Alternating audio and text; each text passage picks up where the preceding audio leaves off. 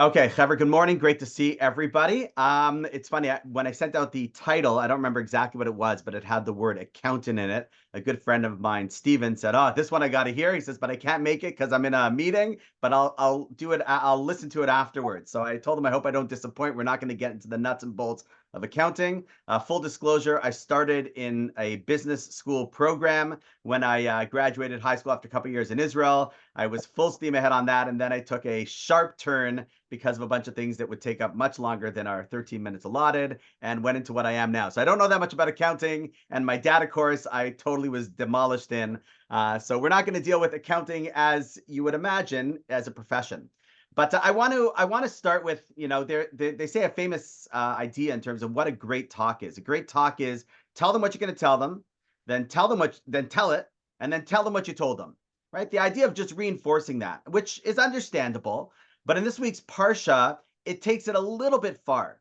Meaning we've had this is going to be our fourth Parsha, our Torah portion, that talks about the specifics of the Mishkan, the mobile temple that's being used to construct them to guide them through the desert for 39 years. Now, while that might sound like, okay, so I get it, it's important-ish, let's put it into context. When it spoke about the splitting of the sea, which is like pretty massive, it's like, a quarter of one Torah portion. When it spoke about Har Sinai, Mount Sinai, right? Not only where we get the Torah, but where we have our hospital downtown, and unfortunately where we also have a cemetery on Wilson, right? Mount Sinai is Mount Sinai in Toronto because of the Mount Sinai event, the Sinai moment, and that gets like not even a whole parsha, not a whole portion. When it talks about the Exodus of Egypt, which we're going to talk about in about a month and change from now, which is where we became our people, it's about 2.5 portions. And along comes the building of this temporary hut.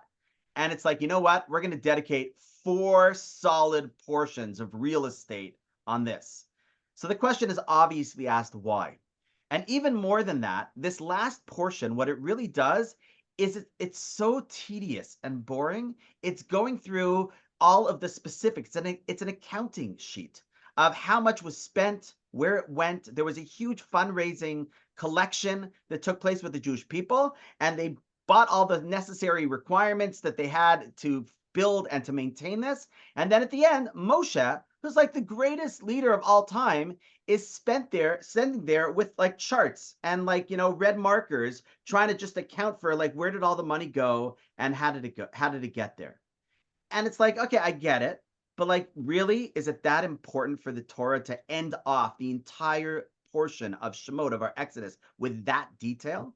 Right? And if it is, usually our answer is there's got to be something there that it's willing to say this tedious, boring, and that is one of the reasons why I didn't go into accounting. I didn't find it that exciting or interesting. I'm sure maybe people are accountants find fascination with the numbers, but I found it kind of tedious and boring and a lot of minutia. Is that really what we have to end off this book on? Furthermore, they say something which we won't go down that path is Moshe actually was, people are like, hey, Moses, did it really match up? Where's the extra money? The Midrash, part of our oral teaching, says that as he was doing the accounting, he saw that there was, we know, 600,000 half shekels that were given, and he accounted for that. But then he realized that actually the count should have been 600,000, I think 603,550. So he was off a little bit, half shekels. So it means there was out of 300,000 shekels, it was off by about 1,000 somewhere. Which again, I don't know accounting. Sometimes they're sort of just right off and it's close enough. But Moshe was worried. People would be like, hey, I saw Moshe wearing like a designer toga. Or like, where did he get the money for that? And they'd start accusing Moses of embezzling. Aren't there, Moses' salary seems to have been increased a little bit too much for the, standard in that field of leader of Jewish people. And it doesn't match up with what his salary should be. And we're missing 1,000 shekel.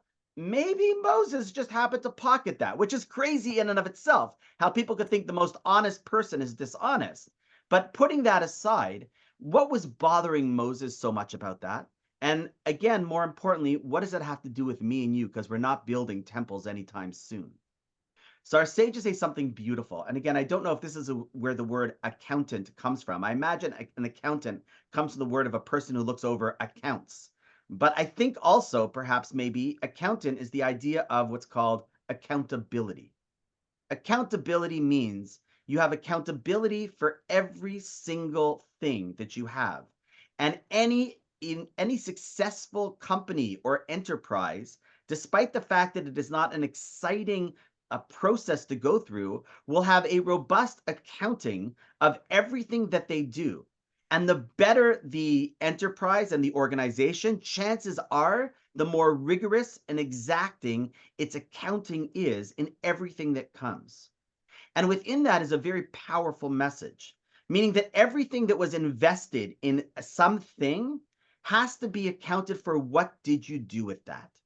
So what does that have to do with me and you? So on a simple level, obviously even on a financial level, right? The question is, we're blessed with what we're blessed with, and we have to make an accounting for that. This is the time of year I literally just before this messaged my accountant asking when I can drop off my stuff. And I remember the first time I had a meeting with my accountant. So again, we're not going to go into Lipner's, financial situation. If you want to be my financial advisor, I could use a lot of help. I'm just in education. I've got 8 kids. I'm trying to make it work. Thank God it's working. But I remember the first time I met with them, and again, I don't say this, God forbid, anything having to do with me. I say it because of our religion. They said, Rabbi, I think you're giving too much charity. I'm like, what do you mean?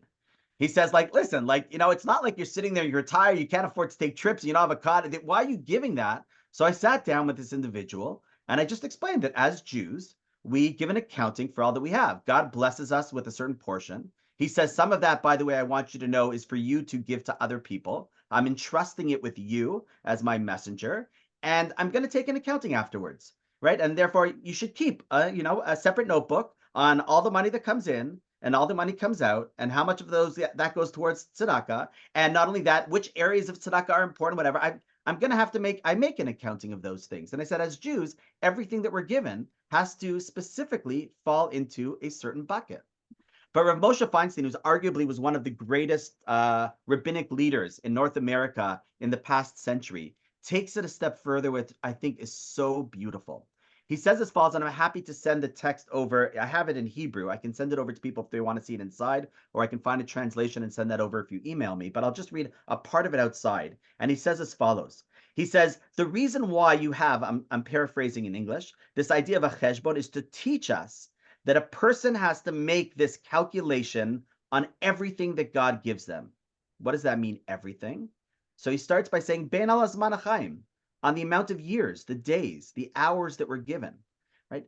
There's going to be an accounting, and accounting isn't a bad thing. What did you do at that time? Saying, wait, I blessed you with what we call in Hebrew, arichas yamim, long years. What did you do with that? I'd like to make an accounting of that. You had a weekend off.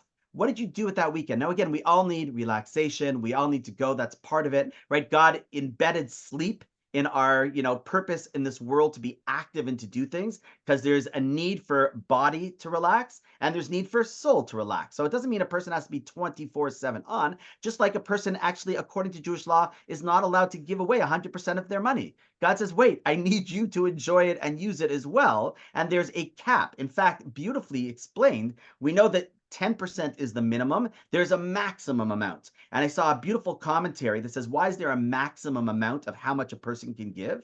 Because they explain that if a person really realizes that their impact in life is not by what they get, but by what they give, and a person really gets that, they're going to want to give everything away.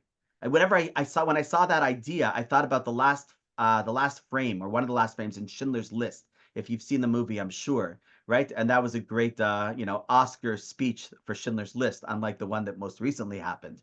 But when you see the last frame of Schindler's List, if I remember correctly, Oscar is sitting there getting taken away or going away, and he pulls off like a ring. And he says, wait, I still have this. I could have bought another 10 Jews or whatever it was to save them as a result of that. He realized that, wait, the value of what he had, the accounting of what he did, and he was very strong in his accounting. If you remember the accountant from that movie, was everything had value. And therefore, Rav Moshe Feinstein teaches us that God's not just saying, oh, this is about the temple. It's about accountability in everything that we're given in life. They tell a story of the Chafetz Chaim, the great sage of the last century, the last millennia, that he discusses how he would always make an accounting for his time, and one time he came up 5 minutes short. He couldn't account for what he did with 5 minutes of his life and it bothered him because everything else was so calculated. Again, some of that time was spending with his grandchildren, reading stories or studying the book that he wrote with them. It's not that every single second he was on, but he knew that every single second that he had in life was precious. And therefore, he took an accounting of what he did with that.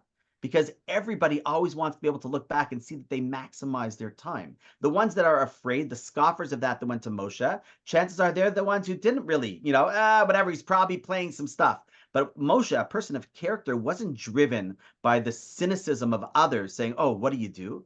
Moshe was driven by the sense of purpose that he had to ensure that everything that he was given, every moment that he had, every cent that he owned was used for a purpose that he could take an accounting for that built something phenomenal. And it's interesting. I'm running this beautiful lunch and learn with some young ladies through Federation, some young moms. And they were talking about how they can't all pick up and go to Israel right now on the mission that I was just blessed to take with Federation. And I said, you know what? Sometimes you focus on the things that you cannot do and say it's out of my reach. I said, it might be at this stage of life with a 1-year-old or this or that, whatever your obligations are. Not everyone does the same thing. But I said, chances are, if you looked at the fabric of your life at this moment, when the Jewish people are in need, you'd probably find if you really looked at your time, at your finances, at your availability, there's probably something in there that you could fit if you had to make an accounting for what that is. And I think that's such a powerful lesson for us in a place, especially in Canada, where we are now, not in Israel, and at a time where there is such need, that sometimes if we were to take that pen and try to mark off a little bit of what have I done with A or B, is there something lacking over there? Is there a greater need in the firm? And is there a little bit of availability of resource in my own repertoire, be it time, finances, effort, skill? We might be able to find out that there's something amazing that we can do.